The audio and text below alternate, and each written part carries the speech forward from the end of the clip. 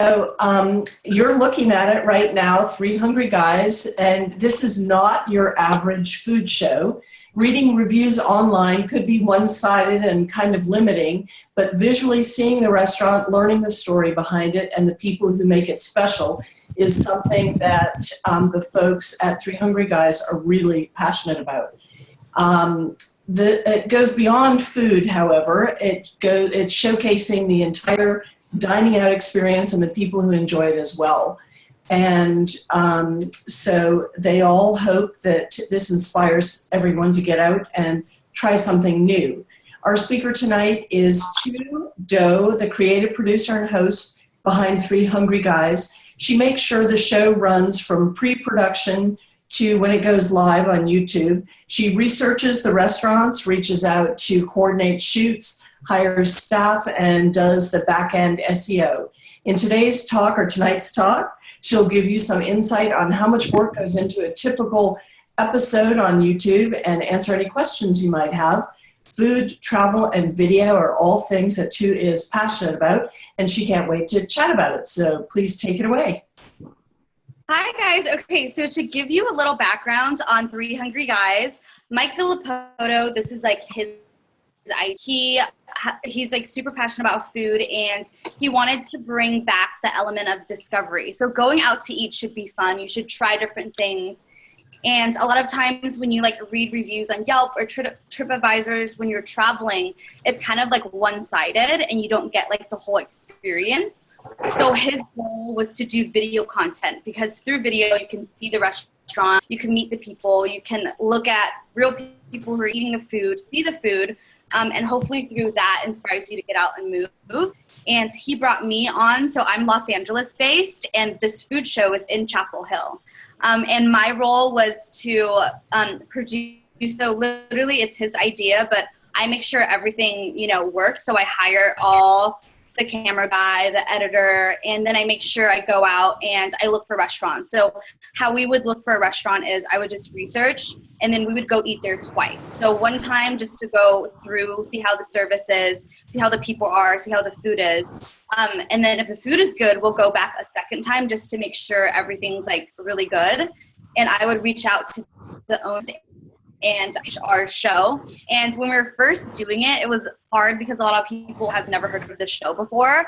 So they were like, we don't really want you guys to come in and, do the show that we don't know anything about. And by the time we wrapped season 1, everyone was like, hey, could you please come in and do an episode on our restaurant?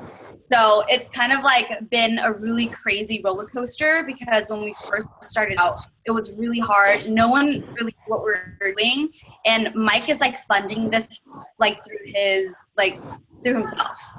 So what makes our show really special is like we can say whatever we want to say. Like we're not, we don't really have a boss, or we don't really have rules, because Mike is funding this. So if we don't like something, we most likely like everything, but we have creative control on what we want to show and how we want to produce the show. So I think that makes it super special.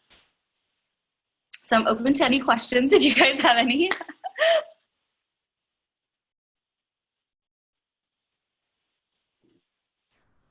No questions at all? Great. Oh, I was just unmuting everyone, so let me, I muted everyone. So if you have any questions, and I'll start it off by, so what were maybe the first couple restaurants that you guys attended or checked out?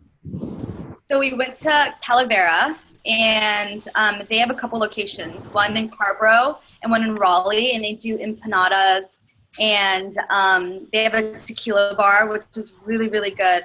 We really love them because we feel like they're doing something really different.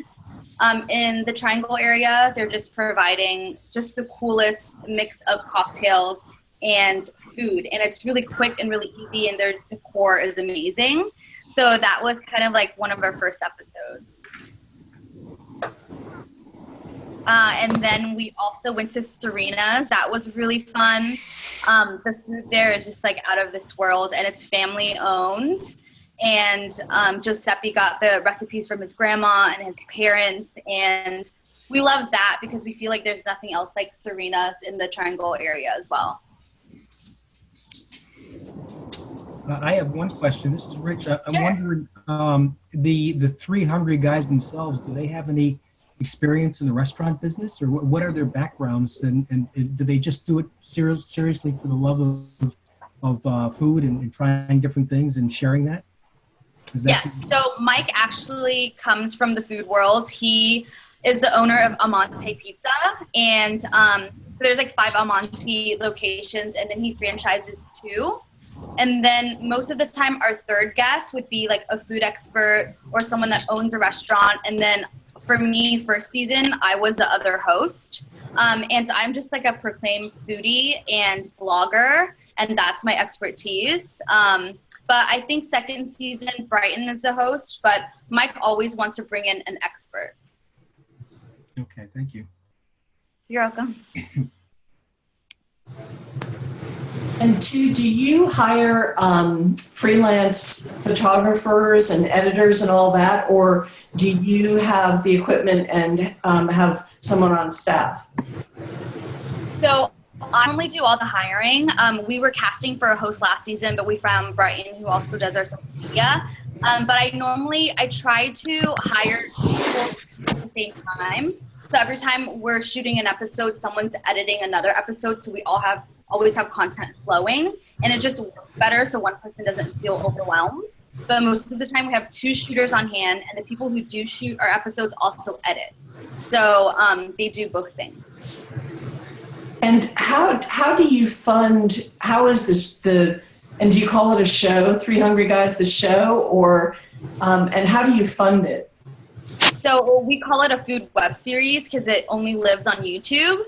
And Mike funds this himself. So he paid me a salary like the 7 months that I was working. And then he also pays like the editor, and he also pays, the person who shoots it. And then we also hire on like an audio technician. So yeah, he does it himself. Like the whole thing is all him.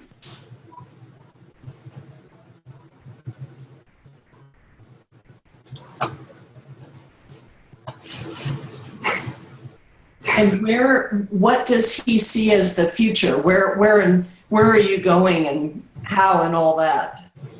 Yeah, so the goal of this show is we want to get it to a point where we can monetize everything. So on YouTube, how you can make money one way is by views. So if you hit a certain number on YouTube, YouTube will start paying you for making content.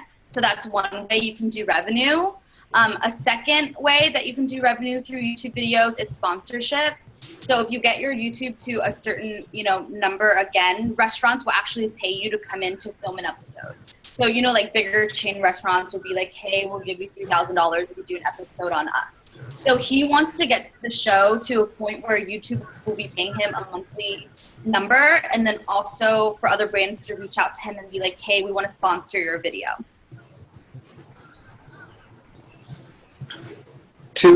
Thank you. This is Kevin. Can you hear me? Hi, Kevin. Hey, I'm wondering, coming from Los Angeles, what were your initial impressions about Durham, Chapel Hill, world, and then what have you learned since, and how would you compare it to such a large market with such a strong variety of great food like LA? So when I first came out to North Carolina, I thought the food scene was going to be really small and my job was going to be super easy. I was going to do 10 episodes, go back home, and it'd be like all groovy. But when I got out there, in the food scene in like Raleigh and like Durham and Chapel Hill, it was overwhelming with like the selection that you guys have. It's amazing. Like we went to Taste Wine Bar in Raleigh, and that like blew my mind. It's one of like my favorite restaurants just because I feel like Chef Scott just brings like a different element of like, he takes his art in his food and then the fresh ingredients, and they're just doing something different that you're not seeing anywhere else. And so I was really impressed by the food scene because I didn't expect like the variety and the overwhelming like different numbers and different things to discover. And also like scenery was really beautiful. Like everything was so green. Like in Los Angeles, if you get lost, you would just be like, oh, make a right at the Popeyes, you know? But in North Carolina, I feel like if you get lost, you can be like, turn right at the green tree. There's so many green trees everywhere. So that to me, I was like, but it was beautiful. It's so nice out there. Chapel Hill has like the biggest number of people with like PhDs. So I had a great time. It was a great learning experience for me just to do this whole show on my own and with like support from Mike. It was a great summer for me. That's great. Thank you. You're welcome. Hi. Thu, can you hear me? Yes. Hi, this is Katie. I'm in Durham, and nice to meet you. And So nice to meet you, Katie. Thank you so much. And I joined a few minutes late. I'm really thankful that I got connected to the program. But you may have already said this, but my question is, how did you get connected to this project? In your background, how you basically how you got started and how you Sure. Okay. So my background is in video. So my background, I came from the beauty industry, and I would do a lot of beauty video content. So, how to do your makeup, what products would come out and how to use it. I would break down like sunscreens, like, this is good for oily skin, this is good for dry skin. So I'm used to making like short 2-minute videos, because in the beauty world, the shorter your videos are, the higher retention rate is. So retention is like, if like a consumer watches your video, where they drop off. So in the beauty world, normally 2 minutes, they'll just stay on. But like during food, it's okay to go longer. Audience will like stay watching a 9-minute video, because for food, it's kind of different. You want to get introduced to like the restaurant people. You want to see how something is made in the kitchen. So that has like a bigger number. So I auditioned for Mike in Los Angeles. He was looking for a host in Chapel Hill, and he just couldn't find anybody. And he has a business partner out here in LA, and he was out here a little bit for a business trip. So he was like, hey, why don't I just put a listing up and hold auditions? So I auditioned for him in April of last year, and he told me, he was like, hey, this is going to be a 2-week project. I'm going to need you to live in Chapel Hill while these 2 weeks are happening. We're going to launch 1 season and then take it from there. So that was like my initial thing on this project. He was just like, I need someone to come out here and help me launch this season. And I was like, okay, I can totally do it. And then we didn't really start the season until July. 2 weeks turned into 7 months, because it just took way more work than we thought. Like each episode, we would have to film 2 days. So we would film like a day where we'd go in and get B-roll of like the restaurant, how it looks when it's super busy. And then we'll do our dining scene where we're eating the food and we're critiquing it. And then the next day we'll go in and we'll do like the cooking in the kitchen, because we couldn't just like squeeze that all in one day. And normally restaurants will let us come in when, they're doing like in-between service. So they'll like cut it at 2 p.m. and from 2 to 5, they'll have like that open window where we can come in and do a kitchen scene. Or we'll come in like super early in the morning before they open and we'll film that. So it takes at least 2 days to film. And then some days if the restaurant's not too busy, it'll take 3 days, because we'll come in on a weekend when they have like a live band or something, and then we'll film that. And then normally our average video or turnaround is like 3 days. Our editors work pretty fast. So after 3 days of like getting all the stuff together, they can throw together an episode with like 2 edits. So my background is in like video and beauty products, and like just teaching people how to do something. And then I've always just loved food and loved traveling. So transitioning from beauty into food was very easy for me, because I understand the landscape of YouTube. So when you go into anything like Instagram, Twitter, YouTube, you kind of really have to understand like the business aspect of it. So on YouTube, like all the back end SEO is really important. So all the major keywords you would put in your video. So when people are Googling stuff, your video would pop up over like other videos.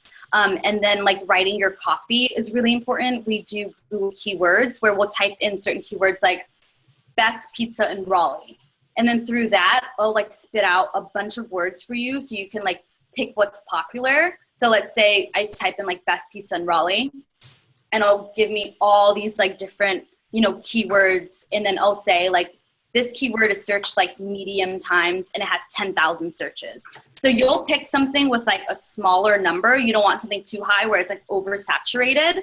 You kind of want to go from small to medium and then use those in your copy. So when you write it, and then people are Googling your videos, the chances of people clicking and finding you is like, you know, higher. So there's like a whole business side to the video. So there's like creative, making the video beautiful, making it entertaining, and then also like all the background stuff of YouTube. So all of our videos, I have to make sure like people are viewing it. I have to look at like all the analytics, like through the 9-minute video, who is stopping where, you know, and then deciding if we should shorten our content, we should make it bigger, and then seeing like which content works. Like when we did, you know, our best wings episode, it was a kind of different episode than what we were doing because we visited like 5 different restaurants. And then when we did like our like food festival videos, that's kind of different because we're traveling and we're trying different food trucks. So looking at different content and seeing what does well so we can plan the next season is super important. So I kind of do like all of that. Well, great. Thank you so much for that. I really appreciate you answering my question. And You're good luck welcome. to you. Thank you.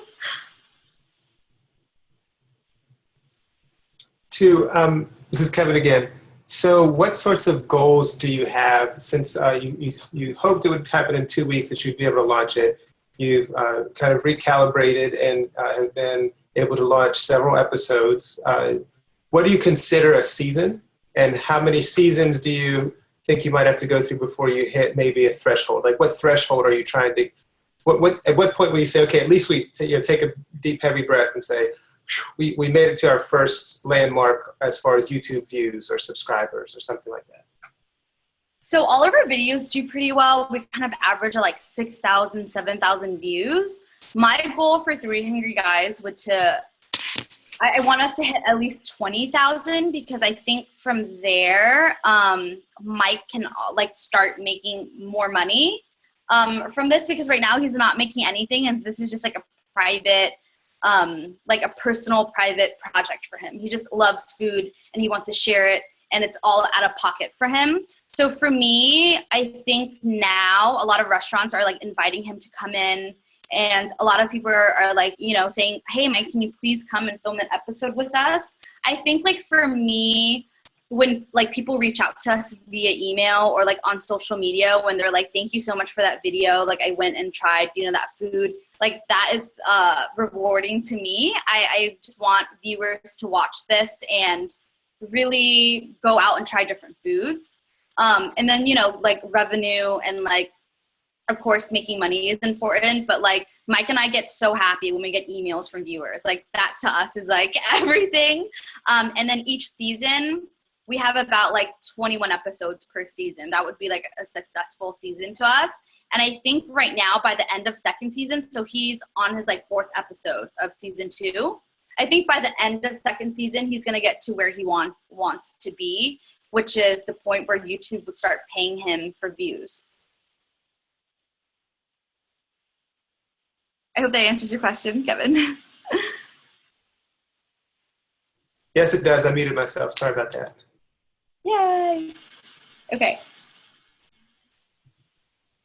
Anyone else have questions? Because I can keep them coming. Yes, I have one. This is Jan. Sure. So I also noticed that you guys are on WRAL. Yes. Is that, what is that exactly? What is that affiliation, and how did that happen? So Kathy reached out to us from WRAL, and she was looking for like more food content for her channel. So I think it's kind of like WRAL is kind of like a platform of like news. You can get like different content. And she was like missing something in the food world, something in the food and video world. So she reached out to Mike and she was like, hey, would it be okay if, you know, I posted 3 Hungry Guys stuff on the website? And Mike was like, sure, why not, you know? So that's how that came about. We operate totally on our own, and they are just cool enough to put our video on their site. So we've been getting like a lot of views from there.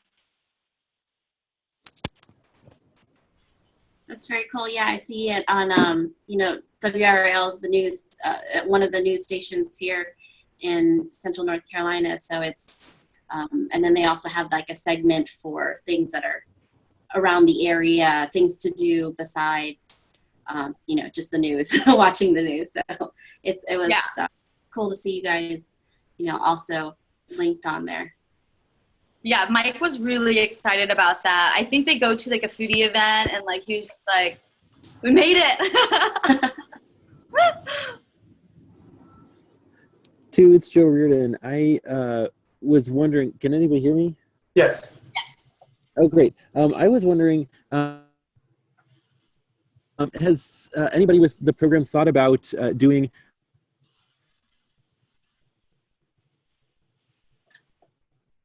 You did. Sorry, I already think, I was wondering if anybody's thought about doing an episode on any of the more eco-themed or charitably themed restaurants in the Triangle. Things that come to mind are the Trosa Catering Company, which is super famous in the Durham area, and the Okay. Irregardless Cafe, which does like this farm-to-table type of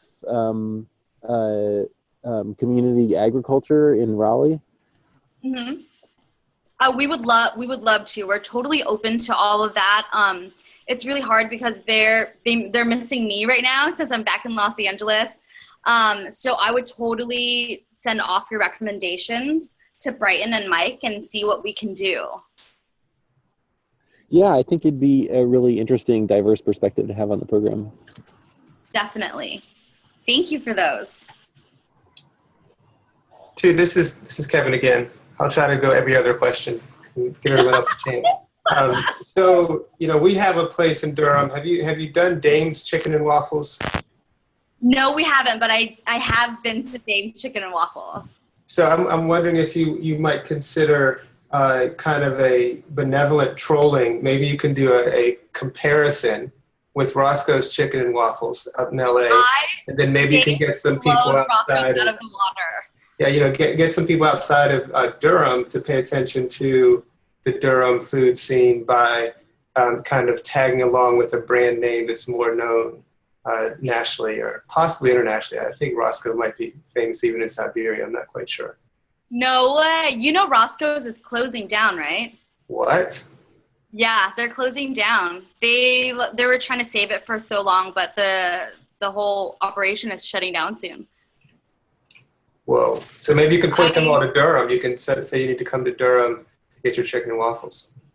I mean, there's nothing like the smear that comes with the waffle and the chicken at Dame's. I love Dame's.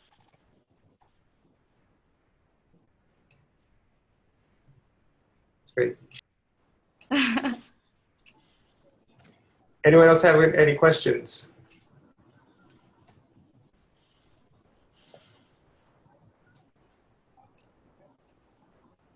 So okay, I have a question. As Rotary Club, we're interested in economic and community development. Can you think of, I don't know if you want to make a comparison again with our region or maybe even the parts of the town, but sometimes lots of community sorts of activities can happen around food, but also it could be just like an individual eating or maybe a couple. Can you talk to us about how different restaurants that you've been at, how they might facilitate community activities, develop community interaction, maybe among groups that aren't that you wouldn't necessarily expect to be together? That's a good question. And that's probably hard for you. Maybe it's a tough question, especially since you're in LA. You're not really, in Durham. But you talked about some of the restaurants with a music scene or local artists.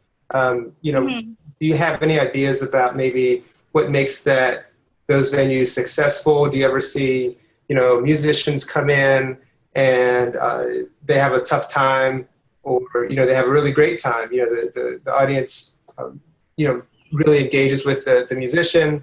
Can you just maybe describe what that's like at some of the places you've been?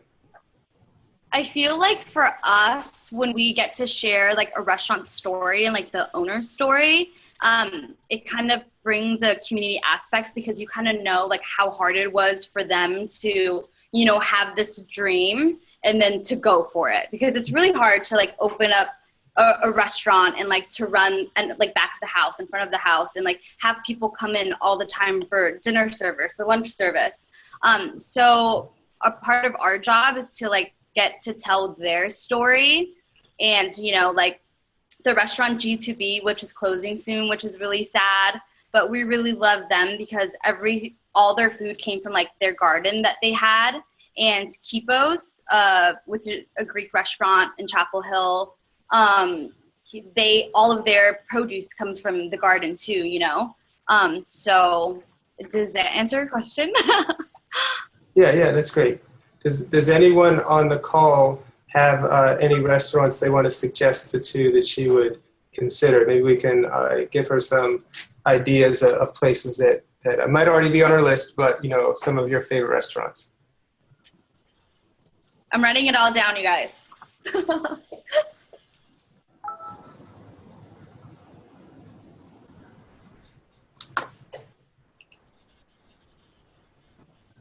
You might have to unmute before you go. I will call on you, Dilshad, if you don't speak up.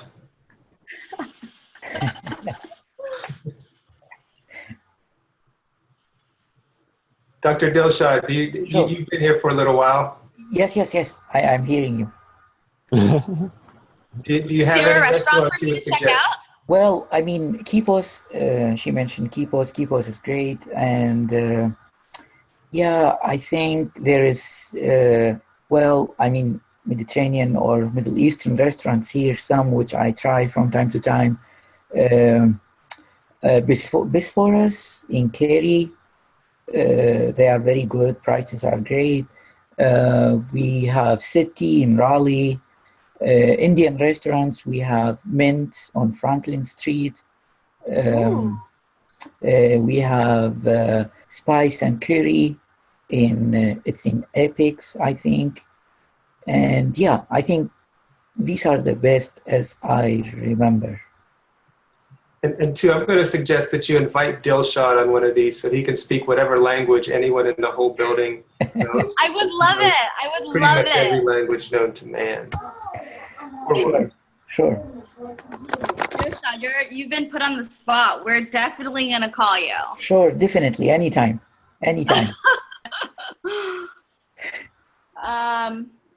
Hi, this is Katie.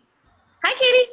Hi, and I confess that I've only seen the pilot episode of your show because Kevin was nice enough to tell me about it tonight. I'm not a Rotary member, but I just joined in because I was very interested in learning about you. But anyways, so Durham has a huge Latino community, Mexican and Central American, and there are just a ton of like taquerias here in kind of North Durham that I think would be just as good as any in, you know, the U.S. And since you're a California girl, I mean, you could sort of make that comparison, you know. I mean, I think since that's such a big part of our community here, it would be something great for you guys to focus on. And like I said, maybe you've already done that.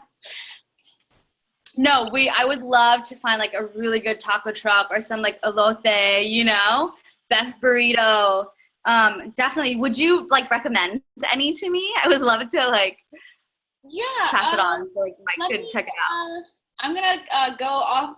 I'm gonna go on mute because I'm gonna have to look up the name of this one. It's really near my house, but I'll let you know. Okay. Thanks. Sure.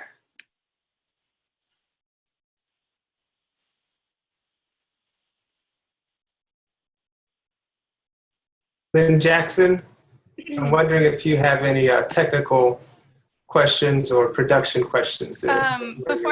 Before that, this is Amanda. I actually have a taco truck recommendation that I can pass up.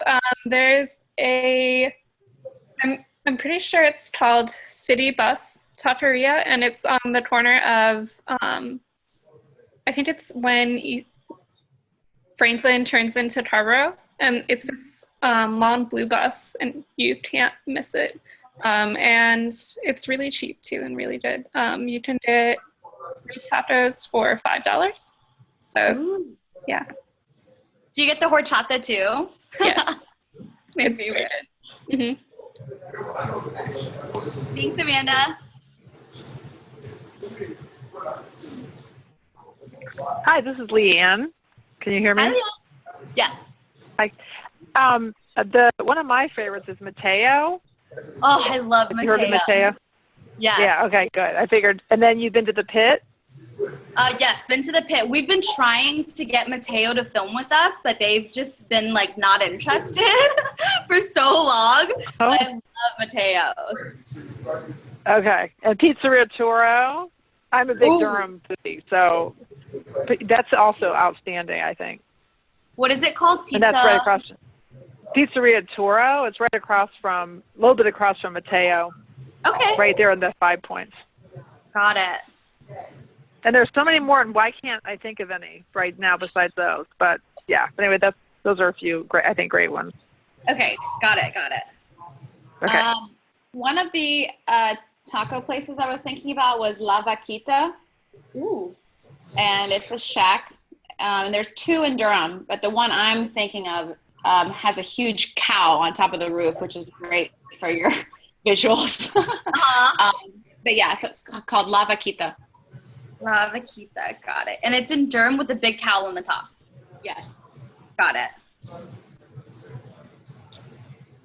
Corner of Pickett and Chapel Hill Street.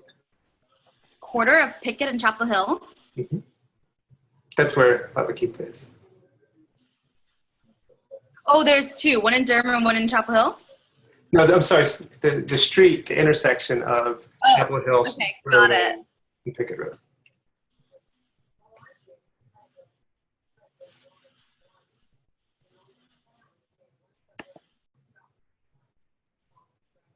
So production-wise, you described your whole process and how you have two folks filming, and they're both editors. Do you have 2 cameras running? Is Yes. at the same time? And how do you deal with lighting? So normally we try to use natural lighting, so we'll film in the daytime. We try not to film at nighttime because lighting just takes too much. So imagine if like you're dining and then this crew of like 6 people come with like big lights. So a lot of people get super intimidated by like cameras. Like if you would think like when someone would bring a camera into your restaurant and give you like a cool free video, people would be like, oh my God, please come in and film us, you know? But most of the time when we come in, people get really scared and afraid and they don't like it. So we do 2 DSLR cameras, which aren't too big.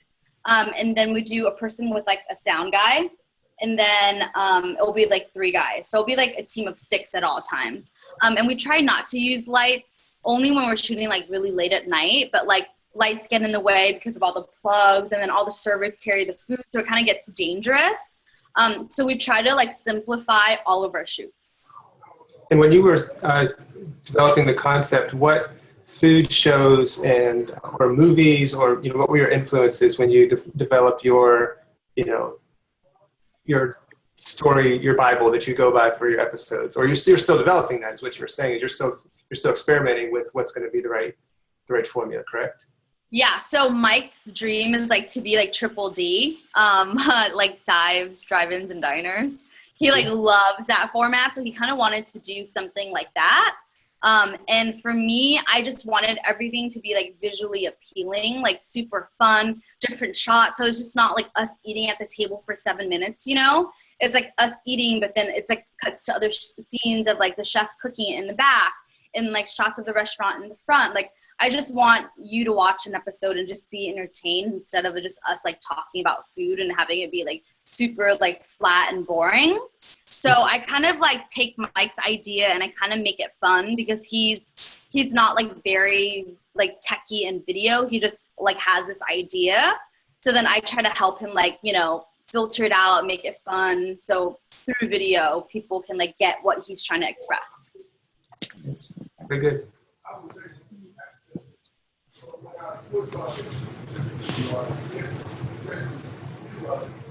So this is Gian. So I'm scrolling through your Twitter feed.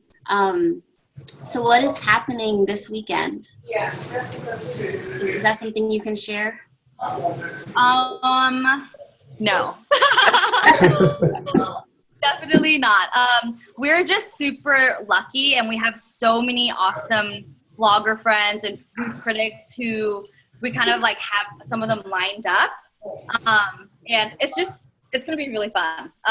You guys will know pretty soon when the episode comes out, but yeah, I can't share. Okay.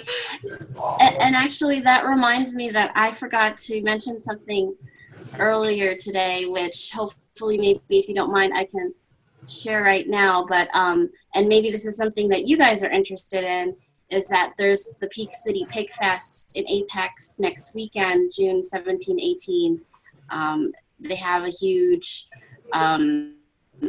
contest, barbecue, and all sorts of good foods and other vendors. So I don't know if that's something that you and Mike would like to check out.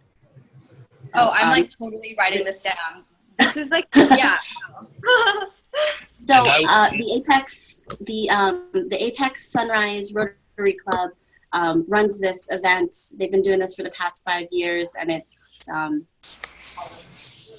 I haven't been, but I've heard so many great things about it. So it's not this weekend, but the following weekend in downtown Apex, and really it's helped to grow. I feel like downtown Apex has really grown with these type of events. So I think it would be a lot of fun. And who doesn't love barbecue? So. Yeah. I think that's so cool. Thank you so much for sharing. And just to let you know, it looks like there are a couple comments in the chat box. So, so too, if you want to check those out, there were additional recommendations in the chat box, if you're able to see that. Thank you. Yes.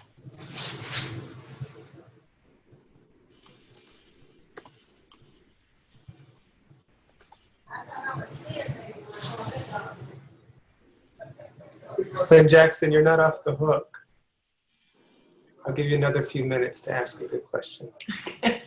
Well, I did already ask one earlier, but so this is Lynn, and do you mind if I ask you another quick question?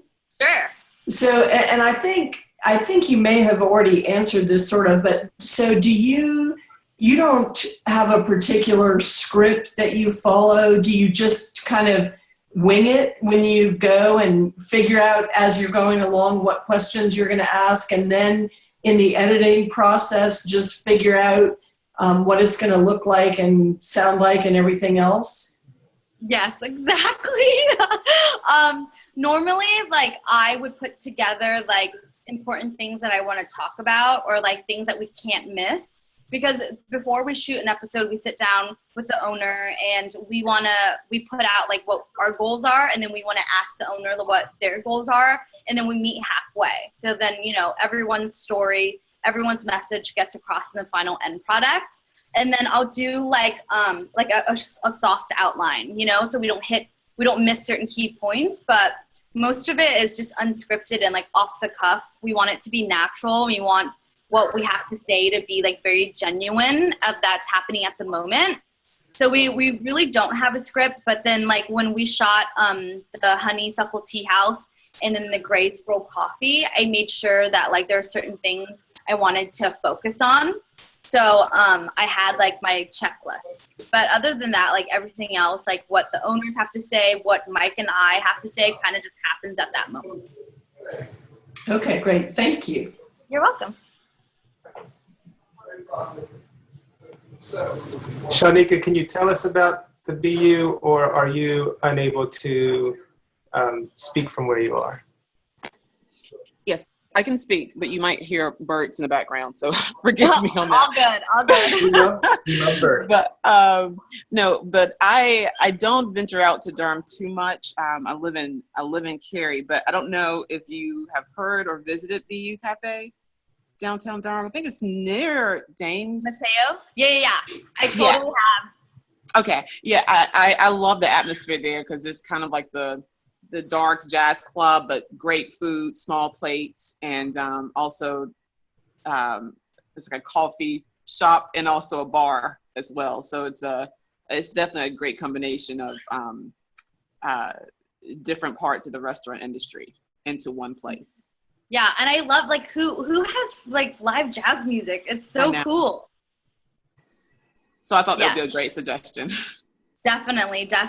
We have like so many restaurants we want to hit up, but like our problem is like a lot of these owners don't want us to film there, which is gonna sound mind blowing to you, but a lot of owners like tell us like, oh, we don't want to get too busy, or like, and we're like, if that was our restaurant, we would love to be busy all the time. But a lot of owners are like scared of like being too busy. It's really weird.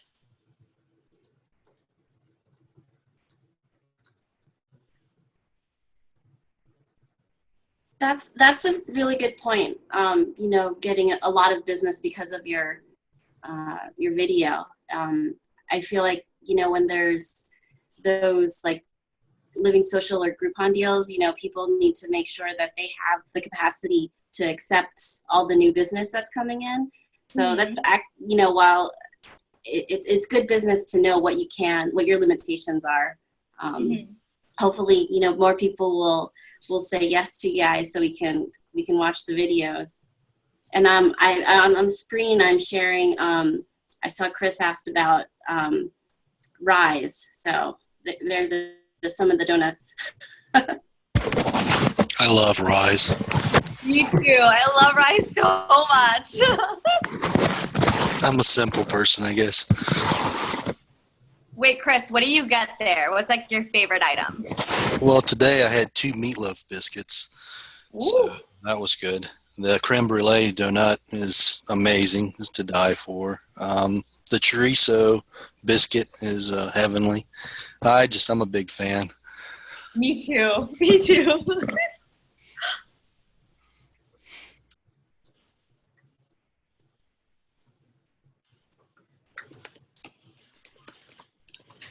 So, how long do you think you want to be doing Durham? And I say Durham first. I know other people call it Raleigh-Durham, but, you know, I call it Durham-Raleigh, sometimes Durham-Chapel Hill-Raleigh. But anyway, how long do you think you want to be involved in exploring this scene before you might want to hand the reins over? Or I noticed that you also maybe have a Twitter handle called 3 Hungry Guys NC, which made me wonder if you have some plans beyond this region. So Mike really wants to take it in the States to multiple places soon. I know that, but I'm stepping down from the project. I wrapped season 1 and I'm back in California now and I am working for StubHub currently. So I'm kind of like, I still help them with operations and I still manage their content. But for the most part, I kind of just help Mike out whenever he needs something. But I'm traveling a lot. I just came back from New York last night. I'm going to Tennessee tomorrow. So I'm kind of just doing my own thing over here. That's great.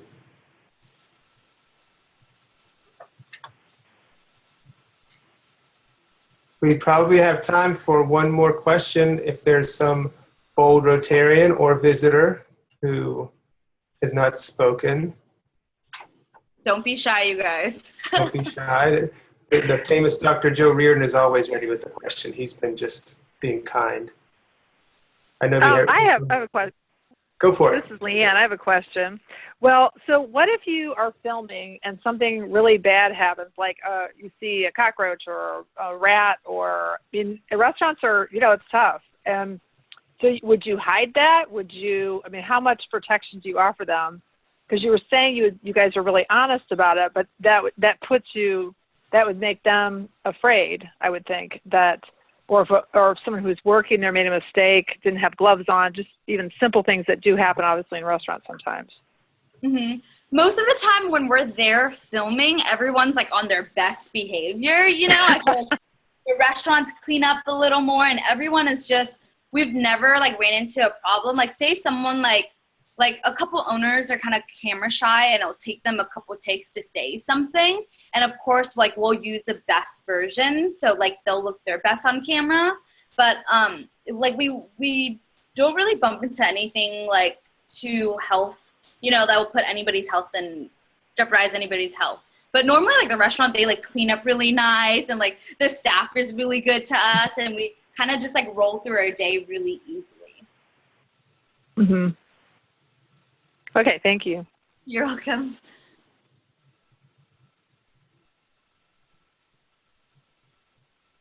Do we have time for one more question, Kevin?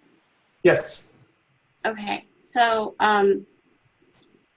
the way I got connected to 3 Hungry Guys was that you liked one of my Instagram pics, and it was I think probably something related to Oliver's collar, and you guys did a video, an episode on Oliver's collar. How did do you remember how you guys got connected with them, since it's food but it's a store for animals? Yeah, so this kind of just happened organically too. Mike wanted to do like an episode on like dog treats, and like it was crazy because a lot of people were like, why do you guys keep eating those dog treats, you know? And Mike and Brighton were saying how like they're really like good quality ingredients in these dog treats that like humans could eat it, you know? It wouldn't taste good, but you know exactly what's going into these treats. I'm not sure how everyone got connected because I wasn't there for that episode and I'd be a bad person to ask, but I think it all happened like super organically because like Mike loves animals. He has 5 cats. And then the dog that you see there is Bojangles, which is Brighton's dog, and Brighton's the other host. Yeah, there's Bo. Yeah, he looked like he enjoyed, she enjoyed the food. Oh my God. It's Bo time. Yeah, that was a really fun and different episode for us. Yeah, and he ate. Mike ate the cookies. He tried them, and like he snacked a lot of them. And I remember like people like emailed us and like, why do you keep eating those dog treats? And Mike was like, you know, we know the ingredients that went exactly into making these. Like I made some of those, so of course I ate it. Yeah, and the one at, let me scroll back. So this is Oliver's collar, and they are located in the Woodcroft Shopping Center right off Hope Valley 751, and they're a really great store. Those 2 dogs, the huge dog and the little one, they're really, really friendly and nice. So if you guys ever go there, they definitely make, the ingredients are really, like you said, it's very organic and it's edible. So. And that guy right there, his name is Mason, the one that's shooting our video, and he's super young. I think he's like 20 years old. Super talented kid. Is he in the current staff? Yes, he is. So he's our main camera guy right now. Great.